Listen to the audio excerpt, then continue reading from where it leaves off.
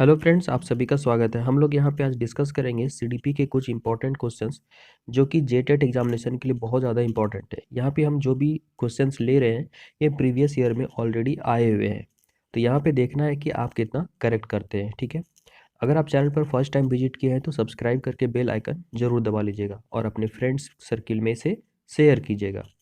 तो देखिए, सबसे पहला जो हमारा क्वेश्चन है इसमें कहता है कि एक बच्चे में रचनात्मक विकास प्रारंभ होता है। ठीक है, एक बच्चे में रचनात्मक विकास कब प्रारंभ होता है?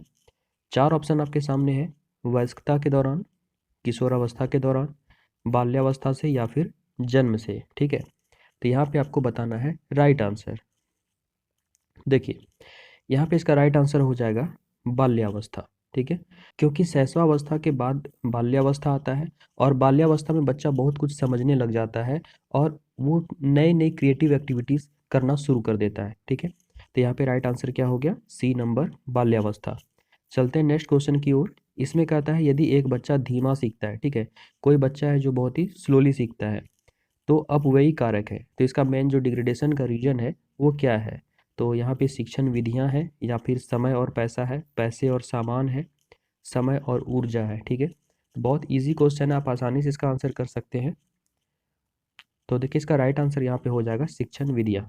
यहाँ पे बाकी जो ये इलॉजिकल ऑप्शन है, समय, पैसा, पैसा, सामान, समय और ऊर्जा, जब बच्चे स्कूल जाते हैं तो वहाँ पे इन सारी चीज़ों की कमी नहीं रहती है। तो यहाँ पे मेनली क्या हो जाएगा? शिक्षण विधियाँ यानी टीचिंग मेथड। अगर टीचिंग मेथड ही अच्छा नहीं होगा तो बच्चा क्या होगा? धीरे सीखेगा किसी भी चीज़ को। ठीक है, चलिए नेक्स्ट क्वेश्चन हमारा है अल्प अवधि मूल्यांकन के फायदे हैं। ठीक है, अल्प अवधि मूल्यांकन के क्या फायदे हैं ये आपको बताना है। तो सबसे पहला है, यह अध्ययन के लिए बहुत समय प्रदान करता है, नियमित कार्य की आदत बनाता है, विषय प्रभावित होता है, प्रत्येक पढ़ाई को कठिन बनाता है। तो यहाँ पे देखिए, कठिन वर्ड से किसी भी चीज़ को कठिन बनाने के यहाँ पे फायदे नहीं होते हैं। ठीक है, इसलिए गलत हो गया।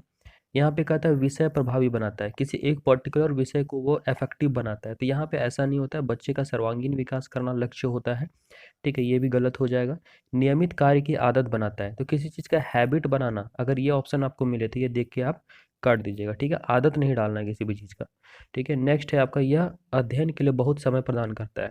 देखिए, अल्प अवधि का मूल्यांकन जो होता है उसमें क्या होता है, जैसे कोई किसी भी बुक में 12 चैप्टर है, तो 12 चैप्टर अगर मान लीजिए 3 बार एग्जाम या 4 बार एग्जाम लिया जाता है, ठीक है, तो तीन तीन चैप्टर करके एग्जाम लिया जाएगा। ठीक है, 4 बार एग्जाम लिया जाएगा, तो बच्चे को क्या होगा कि किसी एक चैप्टर को पढ़ने का सफिशिएंट टाइम मिल जाएगा और उसके बाद इसको फिर से जो भी गलतियां रह जाती हैं उसमें फिर से सुधार किया जाता है, यानी कि पर्टिकुलर टॉपिक को पढ़ने का समय अच्छा मिलता है और वो बहुत ही इफेक्टिव होता है। तो यहाँ पे राइट आंसर क्या हो जाएगा? फर्स्ट नंबर, यह अध्ययन के लिए बहुत समय प्रदान करता है। चलते हैं नेक्स्ट क्वेश्चन की ओर। इसमें कहता है यदि एक बच्चा कर्ता क्रिया संबंध में गलती करता है, ठीक है, कर्ता और क्रिया के रिलेशन में वो क्या करता है? गलती कर रहा है, तो एक शिक्षक उसकी उम्मीद कर सकता है। तो क्या चीज़ उम्मीद कर सकता है? तो पहला है कक्षा में उस बच्चे पर विशेष ध्यान देते हुए उदाहरण देकर समझाना। ठीक है, दूसरा है डांट कर और सजा देकर, तो यहाँ पे डांटना सजा देना होगा तो देख के आप हटा देंगे। उसे 10 बार लिखने को कहकर, किसी को हैबिट नहीं बनाना है 10 बार 4 बार लिखना, इस तरह जहाँ भी रहे वो गलत हो जाएगा। नेक्स्ट है व्याकरण के नियमों को फिर से बता के, जहाँ पे रूल रेगुलेशन बताने की बात आए तो वो भी देख कर आप इसे हटा दीजिएगा। ठीक है, क्योंकि इंडिविजुअल डिफरेंस होता है जिसके कारण कि बच्चे एक पर्टिकुलर नियम के अनुसार अगर हम चलाएंगे तो फिर वो चीज़ों को नहीं सीख पाएगा। तो यहाँ पे इसका राइट आंसर हो जाएगा फर्स्ट नंबर, कक्षा में उस बच्चे पर विशेष ध्यान देते हुए उदाहरण देकर समझाना।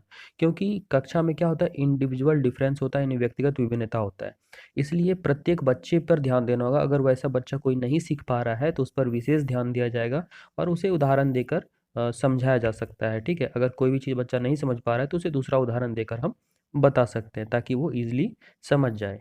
चलते हैं नेक्स्ट क्वेश्चन। देखिए, इस क्वेश्चन में क्या कहता है? प्रेरणा के बाद आना चाहिए, तो प्रेरणा के बाद क्या आना चाहिए? इनाम, फटकार, ज्ञान, प्रोत्साहन। ठीक है, यहाँ पे फटकार देख के तो आप ऐसे ही हटा देंगे। ठीक है, तो प्रेरणा, जब बच्चे को मोटिवेट करेंगे तो उसे आप ज्ञान देंगे नहीं, बच्चा को करने के लिए आप जब प्रेरणा देंगे बच्चा खुद करना वो शुरू कर देगा, जिस भी चीज़ को वो करना चाहता है। ठीक है, उसे ज्ञान नहीं देंगे। उसके बाद यहाँ पे इनाम, इनाम नहीं देंगे। इनाम देना क्या होता है? बच्चे को लिमिट कर देता है और बच्चा इनाम के ओरिएंटेड हो जाता है। ठीक है, तो यहाँ पे राइट आंसर हो जाएगा प्रोत्साहन। अब आपको लग रहा हो कि प्रेरणा और प्रोत्साहन में क्या डिफरेंस है? ठीक है। तो देखिए, प्रेरणा है किसी काम को करने के लिए आपको उकसाता है, ठीक है, आपको एक्साइटेड करता है। और प्रोत्साहन क्या होता है कि जब आप किसी काम को करने लग जाते हैं। यहाँ पर प्रेरणा और प्रोत्साहन से रिलेटेड कुछ डिफरेंस है, इसको आप स्क्रीनशॉट चाहें तो ले सकते हैं, ठीक है, इसको ले लीजिए स्क्रीनशॉट।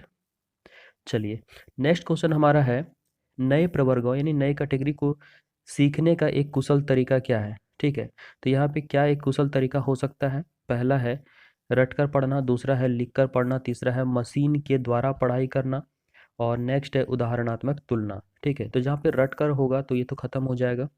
लिख कर पढ़ना, यहाँ पे केवल एक ही चीज को फोकस किया जा रहा है, लिख कर पढ़ने की बात हो रही है, ठीक है।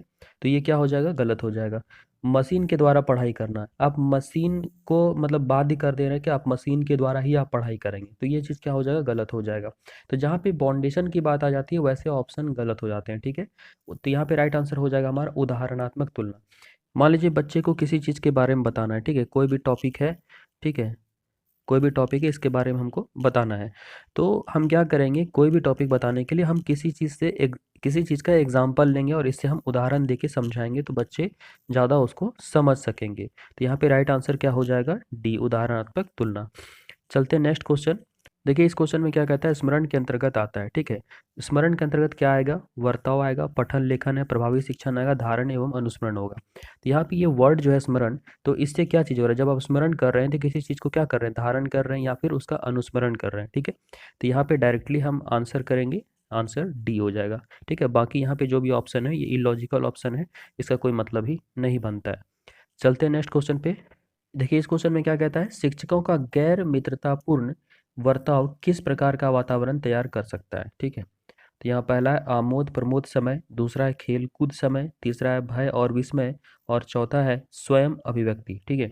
गैर मित्रतापूर्ण व्यवहार जब कोई शिक्षक करेंगे तो इससे बच्चों में क्या होगा? भय और विस्मय पैदा होगा। बाकी आमोद प्रमोद समय ये तो इलॉजिकल ऑप्शन है। खेल कूद का समय से भी कोई लेना देना इसका नहीं है, और स्वयं अभिव्यक्ति का भी यहाँ पे इस जो ये जो स्टेटमेंट है इससे कोई मतलब नहीं है, ठीक है। बहुत सारे क्वेश्चन ऐसे होते हैं जो कि इलॉजिकल ऑप्शन रहेंगे, आपको पढ़कर ही समझ में आ जाएगा। चलते हैं नेक्स्ट क्वेश्चन।